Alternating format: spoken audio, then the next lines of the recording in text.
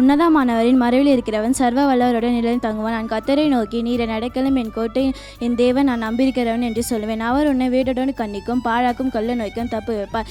இரவில் உண்டாக்கும் பயங்கரத்துக்கும் பகலில் பருக்கும் அம்புக்கும் இருளில் நடமாடும் கொள்ளை நோய்க்கும் மத்தியானத்தில் பழக்கும் சங்காரத்துக்கும் பயப்படாதிருப்பாய். உன் பக்கத்தில் 1000 பேரும் வலதுபுறத்தில் 16 பேரும் விழுந்தாலும் அது உன்னை அணுகாது. உன் கண்களால் மாத்திரம் நீ அதை பார்த்து துர்மார்க்கு வரும் பலனை காண்பாய். எனக்கு அடைக்கலமாக இருக்கிற உன்னதமான கர்த்தரை உனக்கு தாபரமாக கொண்டாய். ஆகையால் பொல்லாப்பு உனக்கு நேரிடாது, வாதை உந்தன் கூடாரத்தை அணுகாது. உன் வழிகள் எல்லாம் உன்னை காக்கும்படி உனக்காக தம்முடைய தூதர்களுக்கு கட்டளையிடுவார். உன் பாதம் கல்லில் இடராதபடிக்கு தங்கள் கைகளில் ஏந்தி கொண்டு போவார்கள். சிங்கத்தின் மேலும் விரியின் பாம்பின் மேலும் நீ நடந்து பலசிங்கத்தையும் வலசர்பத்தையும் மிதித்து போடுவார். அவன் என்னிடத்தில் வாஞ்சியா இருக்கிறபடியால் நான் அவனை விடுவிப்பேன்.